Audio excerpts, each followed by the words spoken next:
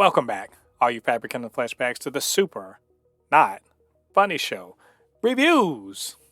And today we're reviewing Abbott Elementary Season 2, Episode 14.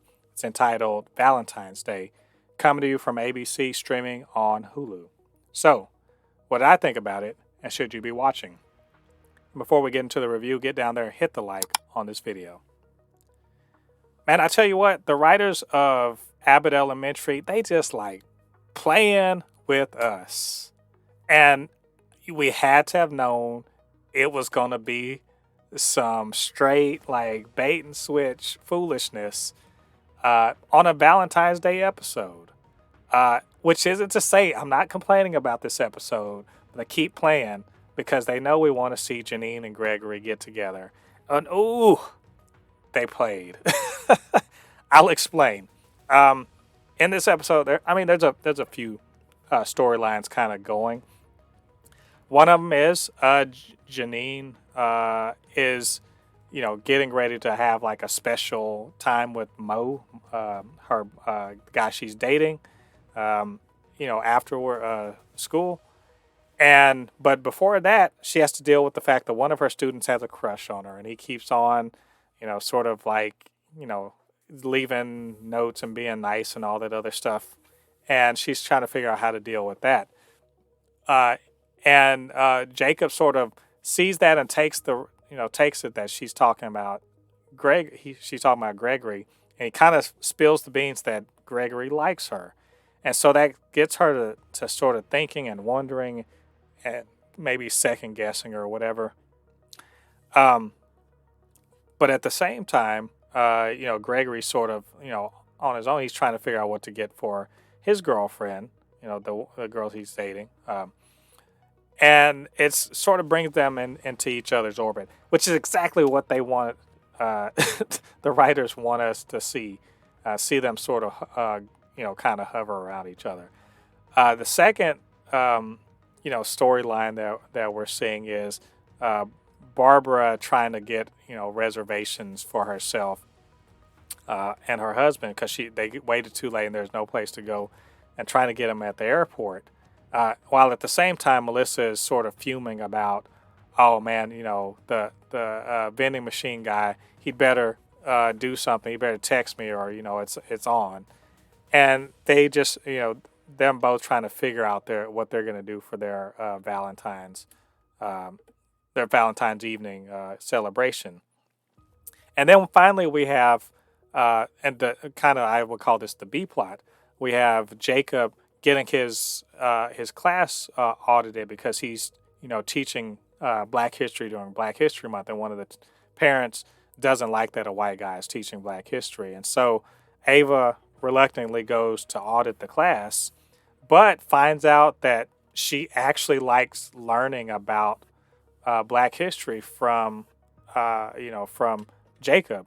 And we actually, and one thing I liked about it, we really see Jacob, I often like to say that he's sort of the butt of jokes in terms of being the, stereotypical liberal, liberal teacher or whatever that's trying to be cool, or not even want to say trying to be cool, but trying to be authentic, and it just seems weird or whatever like that. And I will say this. Yes, he's sort of the butt of the joke because he's sort of the stand-in for all the, the NPR, white liberal, stereotype. But the truth is that he often is, played a lot more straight than that. He's called Mr. C, but the truth is that when he's teaching Black history, he is absolutely 100% on about what he's doing, and he cares about what he's doing. So in a way, he's kind of the joke. He's a joke as far as the stereotype, but also he subverts the stereotype. And I get the impression that the writers are really a lot more, they're not trying to laugh at him so much as they're trying to show his sincerity, and that, even in his sincerity, maybe he can kind of, do or say the wrong thing, but he's actually quite sincere in all of his beliefs and everything, and it shows in the way he teaches his kids, and it comes back to play where Ava, she learns that she likes to learn, and that she actually wants, she wanted to learn more about, as she was auditing his class about what was going on, to the point where she realizes, and with the help of Jacob's boyfriend Zach, that she actually likes to learn and wants to go back to school. So in a way, he's done the thing that teachers really want to do, which is inspire, more learning, to inspire continued learning.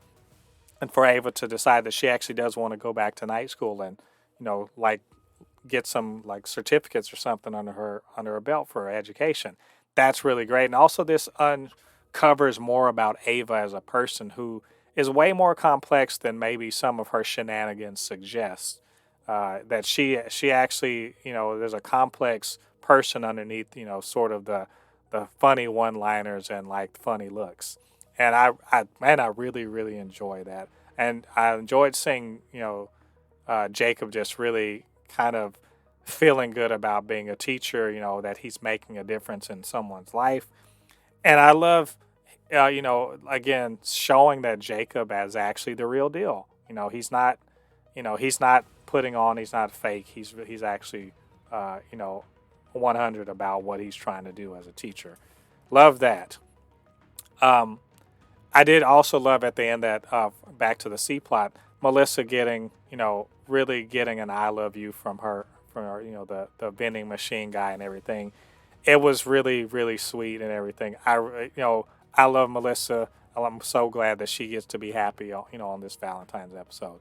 But that brings us back to how these dang writers keep on playing with us. And I knew for the start of the season that they were going to keep stringing us along. But man, talk about the bait and switch, and really kind of seeing Janine maybe accept and then walk up to that line, and then, Gregory being completely oblivious, not knowing what's being talked about or anything like that.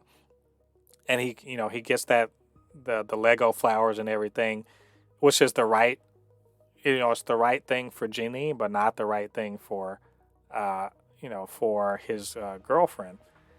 And I loved also that everyone was just like, yeah, of course, y'all, he likes you and you like him. Everybody knows that. Y'all the only, as Ava says, y'all the only two dum-dums who don't know that.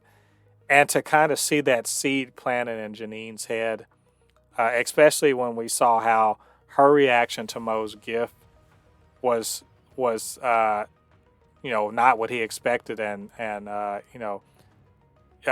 Gregory's gift didn't go over the way he expected, and really you could tell they should be switching. Mo should be with Gregory's girlfriend, and Janine should be with Gregory. We all know this.